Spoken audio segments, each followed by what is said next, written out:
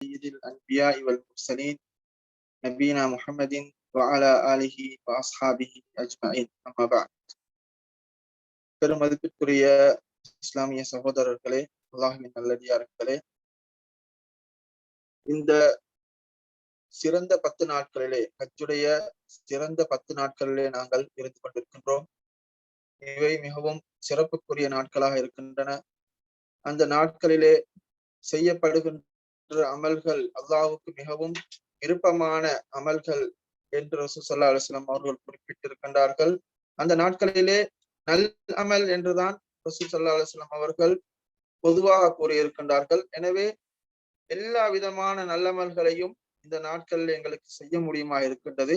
அதிலும் குறிப்பாக நபி ஸல்லல்லாஹு அலைஹி வஸல்லம் அவர்கள் இந்த நாட்களிலே செய்கின்ற நல்லமல்களை குறிப்பிட்டு அவர்கள் கூறி இருக்கின்றார்கள். எந்த அமல் என்று சொன்னால் அது தக்பீராக இருக்கின்றது. அல்லாஹு அக்பர், அல்லாஹு அக்பர், லா இலாஹ இல்லல்லாஹ், அல்லாஹு அக்பர், அல்லாஹு அக்பர் வலில்லாஹில் ஹம்த் என்று சொல்லக்கூடிய இந்த தக்பீர், இதுதான் இந்த நாட்களின் மிகவும் சிறப்புக்குரிய அமல் என்று நபி அவர்கள் சிறப்பித்து குறிப்பிட்டு கூறிய அமல் தக்பீர் மாத்திரம்தான். அடுத்தபடியாக பார்க்கின்ற நேரத்திலே எல்லா பொதுவாக அல் அமலு சாலிஹ், நல்ல அமல் என்றுதான் நபி அவர்கள் கூறியிருக்கிறார்கள். எனவே எல்லா நல்லமல்களையும் நாங்கள் இந்த நாட்களிலே செய்வதற்கு நாங்கள் முயற்சிக்க வேண்டும். சதக்காவாக இருக்கட்டும், நோன்பாக இருக்கட்டும், அதே போன்று தொழுகைகள், வணக்கங்கள், திக்ருகள், குர்ஆன் ஓதுதல், அதிலும் குறிப்பாக பரலான தொழுகைகளை குறிப்பிட்ட நேரத்திலே உரிய நேரத்திலே பேணி பாதுகாத்து அவைகளை சரியான முறையிலே தொழ வேண்டும். அதே போன்று முன்பின் சுன்னத்துகள் இவைகளை சரியாக தொழுது நாங்கள் இந்த நாட்களுடைய சிறப்புகளை நாங்கள் அடைந்து கொள்ள வேண்டும். அதிலும் கிடைக்கின்ற சந்தர்ப்பங்களிலே நாங்கள் தக்பீரை சொல்லிக் கொள்வது மிகவும் சிறந்த அமலாக இருக்கின்றது. எனவே இந்த ஹஜ்ஜிலிருந்து நாங்கள் பெறுகின்ற படிப்பினைகள் என்கின்ற இந்த தொடரிலே நாங்கள் குறிப்பாக ஹஜ்ஜை பற்றி நாங்கள் பார்க்க வேண்டும். ஹஜ் இன்ஷா அல்லாஹ் சனிக்கிழமை ஹஜ்ஜுடைய வணக்கம் தொடர்கின்றது. ஹாஜிகள் மினாவுக்கு செல்கின்றார்கள். அடுத்த தினம் நாட்களிலே மிகவும் சிறந்த நாளாகிய அரஃபாவுடைய தினம் காணப்படுகின்றது. அதை தொடர்ந்து அல் ஹஜ்ஜுல் அக்பர் என்று அழைக்கப்படுகின்ற யௌமுன் நஹர், ஹாஜிகள் அறுத்து பலியிடுகின்ற, அதே போன்று உலகத்தில் இருக்கின்ற எல்லா முஸ்லிம்களும் உலஹியா என்று சொல்லக்கூடிய அந்த நாளுக்குரிய சின்னமாகிய அந்த வணக்கத்தை நிறைவேற்றக்கூடிய, அதே போன்று அந்த உலஹியாவை கொடுத்துவிட்டு அந்த நாளை பெருநாளாக கொண்டாடக்கூடிய யௌமுன் நஹர் இருக்கின்றது. அதே போன்று ஐயாமு தஷ்ரீக், அதை தொடர்ந்து வருகின்ற அந்த உலஹியாவுடைய, அதே போன்று ஹதியுடைய நாட்களாகிய அந்த 2 நாட்கள், 3 நாட்கள் இருக்கின்றன. எனவே இந்த நல்லமல்களை நாங்கள் செய்ய வேண்டும். ஹாஜிகளோடு நாங்கள் ஒன்று சேர்கின்ற ஒரு முக்கியமான அமல் தான் உலஹியாட அமலாக இருக்கின்றது. எனவே ஒரு ஹஜ்ஜிக்கு செல்லக்கூடிய ஒருவர் அவர் பெறுகின்ற பலன்கள், ஹஜ்ஜி மூலமாக நாங்கள் பெறுகின்ற பலன்கள், இந்த ஹஜ்ஜி என்று அல்லாஹ் வைத்திருக்கின்ற இந்த 50 கடமைகளில் 5வது கடமையிலே அல்லாஹு தஆலா வைத்திருக்கின்ற சிறப்பம்சங்களை நாங்கள் சுருக்கமாக பார்க்க வேண்டும். அல்லாஹ் தந்திருக்கின்ற இந்த 50 கடமைகள் அனைத்துமே ஒரு மனிதனை பக்குவப்படுத்தக்கூடிய, அவனுடைய வாழ்க்கையிலே பல மாற்றங்களை ஏற்படுத்தக்கூடிய வணக்கங்களாக இருக்கின்றன. அவைகள் ஒவ்வொன்றுக்கும் தனி சிறப்புகளும் தனி வெகுமதிகளும் இருக்கின்றன. அதன் அடிப்படையிலே நாங்கள் ஹஜ்ஜை பார்க்கின்ற நேரத்திலே ஹஜ் என்று சொல்லக்கூடிய இந்த வணக்கம் அது ஒரு மனிதனை எந்த அளவுக்கு மாற்றுகின்றது என்று பார்க்கின்ற போது நபி ஸல்லல்லாஹு அலைஹி வஸல்லம் அவர்கள் கூறுகின்றார்கள், மன் ஹஜ்ஜ ஹாதல் பைத்த வலம் யர்ஃபுஸ் வலம் யஸ்ஃபு வலம் யஃப்ஸு, யார் இந்த ஆலயத்தை ஹஜ் செய்துவிட்டு அவர் தீய வார்த்தைகள், அதே போன்று தீய செயல்களில் ஈடுபடவில்லை என்றால், கரஜ மின் துனூபிஹி கயௌமி வலதத்ஹு உம்முஹு, அவருடைய பாவங்களில் இருந்து அவனுடைய தாய் அவனை பெற்றெடுக்கின்ற நேரத்திலே இந்த உலகத்துக்கு அவன் எவ்வாறு அவன் வெளிவருகின்றானோ, எந்த ஒரு பாவம் இல்லாத ஒரு பச்சிலம் பாலகனாக அவன் வெளிவருகின்றானோ, அதே போன்று அவன் அந்த ஹஜ்ஜில் இருந்து அவன் வெளிப்பட்டு செல்கின்றான், ஹஜ்ஜில் இருந்து அவன் திரும்பி வருகின்றான் என்று நபி அவர்கள் கூறியிருக்கின்றார்கள். அதே போன்று அல் ஹஜ்ஜுல் மப்ரூர் லைஸ லஹு ஜஸாஉன் இல்லல் ஜன்னா, ஏற்றுக்கொள்ளப்பட்ட ஹஜ் இருக்கின்றதே அதற்குரிய கூலி சொர்க்கத்தை தவிர வேறு இல்லை என்று நபி ஸல்லல்லாஹு அலைஹி வஸல்லம் அவர்கள் கூறியிருக்கின்றார்கள். எனவே ஹஜ்ஜி செய்கின்ற அந்த ஹஜ்ஜை சரியான முறையிலே எங்களுக்கு செய்ய கிடைக்குமாக இருந்தால் அது எங்களுடைய வாழ்க்கையில் ஒரு பெரிய விமோசனமாக இருக்கின்றது. அதே போன்று நாங்கள் ஹஜ்ஜிலே பெறுகின்ற பாடங்கள் என்று பார்க்கின்ற நேரத்திலே நாங்கள் ஹஜ்ஜுக்கு செல்லுகின்ற ஒரு மனிதன் அவன் படிக்கின்ற முக்கியமான ஒரு பாடம்தான் சமத்துவம் என்று சொல்லக்கூடியது. ஒரு முஸ்லிம்கள் இடத்திலே எந்த விதமான வேறுபாடும் கிடையாது. லா ஃபர்க பைன அஜமியின் வலா அரபியின் இல்லா பித்தக்வா. ஒரு ஒரு மனிதர்களுக்கு அல்லாஹ்வின் முன்னிலையிலே ஒரு மனிதனுக்கு, ஒரு அரபியாக இருக்கட்டும் அல்லது அஜமியாக இருக்கட்டும், எந்த எந்த கோத்திரத்தை சேர்ந்தவராக இருக்கட்டும், அவருக்கு மத்தியிலே தக்குவாவை தவிர, தக்குவா என்பதை தவிர வேற எந்த விதமான வேறுபாடும் கிடையாது. தக்குவாவை கொண்டுதான் அவர்களிடத்திலே வேறுபாடு ஏற்படும் என்று நபி ஸல்லல்லாஹு அலைஹி வஸல்லம் அவர்கள் கூறியிருக்கின்றார்கள். இந்த இஸ்லாம் மதம் தான் இந்த சமத்துவத்தை அழகாக கூறக்கூடிய ஒரு மார்க்கமாக இருக்கின்றது. இல்லாவிட்டால் நாங்கள் அடுத்த மதங்களை பார்க்கின்ற நேரத்திலே அங்கு எவ்வளவு வேறுபாடுகள், மனிதர்களிடத்திலே படித்தரங்கள், வித்தியாசங்கள் இருக்கின்றன. ஆனால் இந்த இஸ்லாம் மார்க்கம் அது மாத்திரம்தான் எல்லா மனிதர்களும் சமத்துவமானவர்கள் என்று சொல்லக்கூடிய மார்க்கமாக இருக்கின்றது. எனவே இந்த ஹஜ் என்று சொல்லக்கூடிய இந்த கடமை அதை எங்களுக்கு அப்பட்டமாக தெளிவாக எடுத்து காட்டக்கூடிய ஒரு வணக்கமாக இருக்கின்றது. அடுத்த வணக்கங்களிலும் அது எங்களுக்கு தென்படுகின்றது. தொழுகையிலே நாங்கள் இமாம் ஜமாத்தாக தொழுகின்றோம்.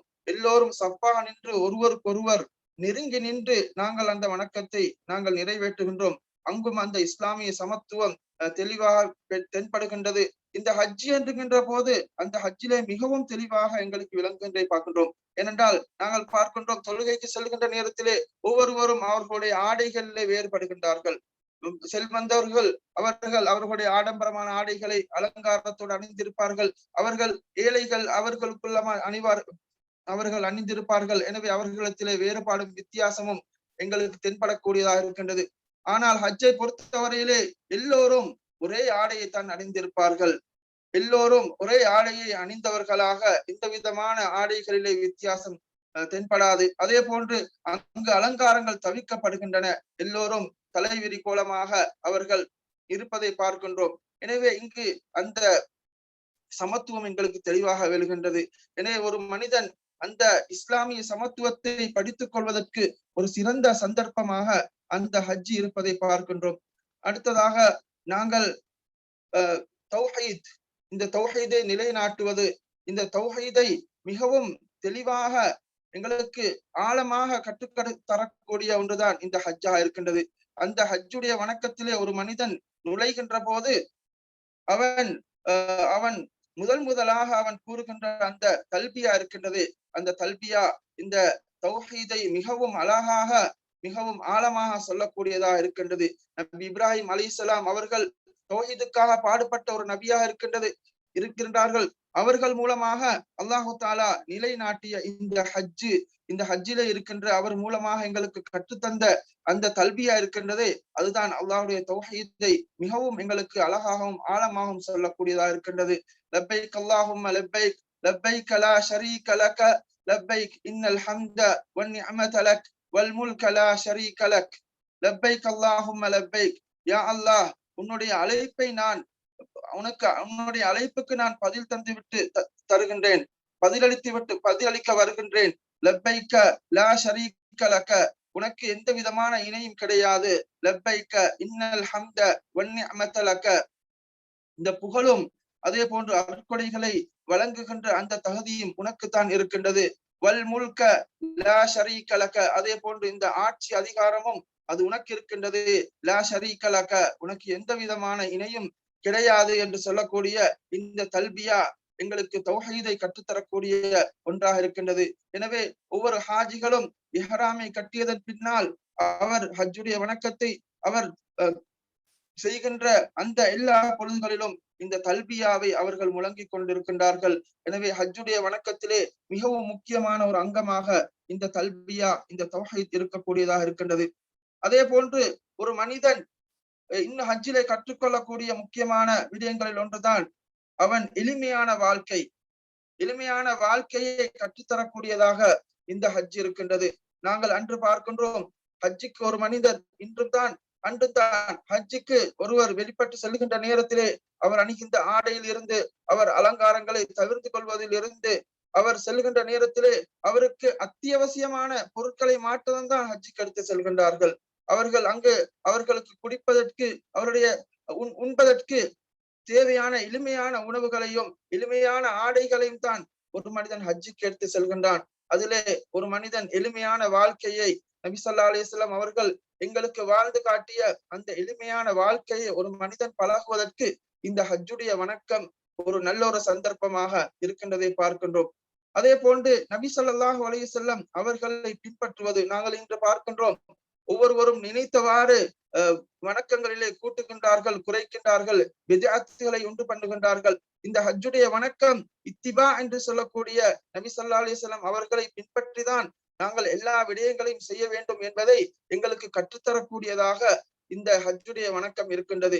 நபி அவர்கள் எவ்வாறு ஹஜ்ஜு செய்தார்களோ நாங்கள் அவ்வாறுதான் செய்ய வேண்டும். அங்கு யாரும் ஒவ்வொருவரும் அவருக்கு நினைத்தவாறு ஹஜ்ஜுடைய வணக்கங்களை கூட்ட முடியாது என்பதிலே எங்களுக்கு அந்த இத்திபா என்று சொல்லக்கூடிய நபி ஸல்லல்லாஹு அலைஹி வஸல்லம் அவர்களுடைய சுன்னாவை பின்பற்றக்கூடிய அந்த இத்திபா எங்களுக்கு இந்த ஹஜ்ஜின் மூலமாக எங்களுக்கு தெளிவாக விளங்கக்கூடியதா இருக்கின்றது.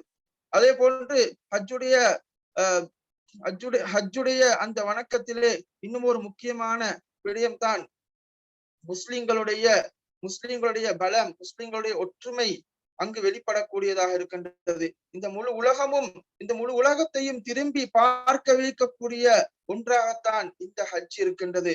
இந்த முஸ்லிம்களுடைய ஒன்று கூடல் முழு உலகத்தையும் திரும்பி பார்க்க வைக்கக்கூடியதாக இருக்கின்றது.